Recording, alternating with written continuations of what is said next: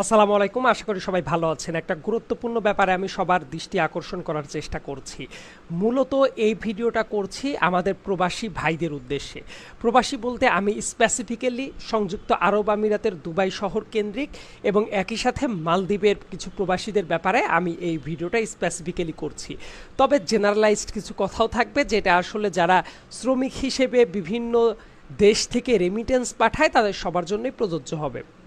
কোটা সংস্কার আন্দোলন চলাকালীন সময়ে যখন শেখ হাসিনা স্বৈরাচার যখন নির্বিচারে পাখির মতো গুলি করে মানুষ মারছিল, ওই মুহূর্তে এই ব্যাপারগুলো সহ্য না করতে পেরে আমাদের প্রবাসী ভাইরা কিন্তু বিদেশে প্রত্যেকটা যে যার জায়গা থেকে কিন্তু প্রতিবাদ করেছে। আপনারা জানেন ওয়েস্টার্ন দেশগুলোতে যারা থাকে তাদের খুব একটা প্রবলেম হয় নাই, বাট মধ্যপ্রাচ্যের দেশ যেমন সংযুক্ত আরব আমিরাতে এই জাতীয় সভা সমাবেশ করার ক্ষেত্রে কিন্তু নিষেধাজ্ঞা দেয়া থাকে, যে আগে থেকে পারমিশন না নিয়ে করা যায় না। তো এই জাতীয়ভাবে যখন মানুষকে একেবারে পাখির মতো গুলি করে মারা হচ্ছিল, তখন কিন্তু তারা আসলে বাস বিচার না করে তারা কিন্তু রাস্তায় দাঁড়িয়ে গেছে, স্লোগান দিয়েছে, প্ল্যাকার্ড নিয়ে দাঁড়িয়েছিল এই যে দেশের ছাত্রদের জন্য। তো ফলস্বরূপ যেটা হয়েছে, তাদের 57 জনকে বিভিন্ন মেয়াদে কারাদণ্ড দেওয়া হয়েছে, কারো কারো যাবজ্জীবন কারাদণ্ড দেওয়া হয়েছে, কারো 10 বছর বা কারো কম। সো এইটা করার কারণে যেটা হচ্ছে, তাদের তো চাকরি বাকরি চলেই গেছে, ইনফ্যাক্ট তারা দেশেও আসতে পারছে না। সো ইমিডিয়েটলি এই জায়গাটা অ্যাড্রেস করার দায়িত্ব হলো বর্তমানের যিনি এই ইন্টারিম গভর্নমেন্টের পররাষ্ট্র দপ্তরে দায়িত্ব পেয়েছেন তৌহিদ হোসেন সাহেব। উনি খুবই বিচক্ষণ একজন ব্যক্তি এবং উনি আজকে ব্যাপারটা একটু অ্যাড্রেস করেছেন যে উনি এই সংযুক্ত আরব আমিরাতে যোগাযোগ করবেন। সো উনি যেহেতু বলেছেন অবশ্যই যোগাযোগ করবেন। আমি প্রবাসী ভাই যারা সংযুক্ত আরব আমিরাতে আছেন এবং তাদের যারা আত্মীয় বাংলাদেশে আছেন আমার সাথে যোগাযোগ করেছিলেন, আমি অন্তত এতটা আপনাদেরকে আশ্বস্ত করতে পারি উনি যোগাযোগ করার জন্য যেহেতু কথা দিয়েছেন আজকেই উনি যোগাযোগ করবেন। তবে একই সাথে আরও একটা তথ্য আমি জানি, মালদ্বীপের 100 জন বিভিন্ন পেশাজীবী লোক যারা আছেন, টেকনিক্যাল সাইডের লোক যারা আছেন, তাদেরকেও কিন্তু বাংলাদেশে ফেরত পাঠানো হচ্ছে। এর কারণটা হলো তারা যে মুহূর্তে আন্দোলন করেছে, বাংলাদেশের যারা এম্বাসি ছিল এই এম্বাসিগুলোতে যাদের নিয়োগ হতো অধিকাংশ ক্ষেত্রে তারাও কিন্তু এই স্বৈরাচার হাসিনার নিয়োগকৃত লোক।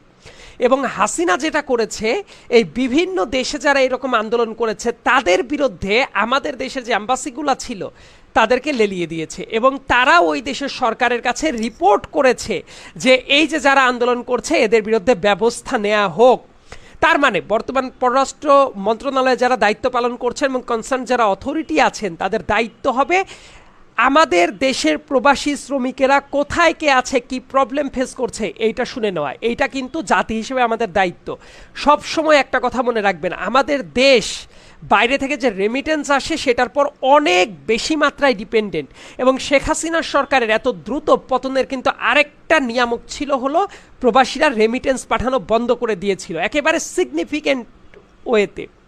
সো তারা কিন্তু আবার রেমিটেন্স পাঠানো শুরু করছে এবং তার মানে আমাদের যারা কনসার্ন অথরিটি আছেন এবং যারা সংবাদ মাধ্যম এবং প্রিন্ট মিডিয়া, ইলেকট্রনিক মিডিয়া হিসেবে যারা আছেন, প্লিজ এই ব্যাপারটাকে আপনারা হাইলাইট করুন যে সংযুক্ত আরব আমিরাতের ওই যে যাদের কারাদণ্ড হয়েছে তাদেরকে কিভাবে কাজে ব্যাক করে নেওয়া যায় এবং মালদ্বীপ থেকে যাদেরকে ব্যাক পাঠানো হচ্ছে ওই শেখ হাসিনা সরকারের ইন্ধনে ওই অ্যাম্বাসির মাধ্যমে তাদেরকে কিভাবে রক্ষা করা যায় এইটা দেখা আপনাদের জন্য দায়িত্ব। শুধু এই কয়েকটা দেশই না, আমি অনুরোধ করব প্রত্যেকটা অ্যাম্বাসিতেই এইরকম দালাল চাটুকারদের দিয়ে বোঝাই এবং অনেক চুক্তিভিত্তিক নিয়োগ হয়েছে, এই চুক্তিভিত্তিক নিয়োগগুলা ইমিডিয়েটলি বাতিলের ব্যবস্থা করা উচিত। কারণ এই সব অ্যাম্বাসিতে হাসিনার পা চাটা দালালি করার জন্য তাদেরকে নিয়োগ দেওয়া হয় এবং তাদের পক্ষে এখনও তারা কিন্তু ওকালতি করে বেড়াচ্ছে।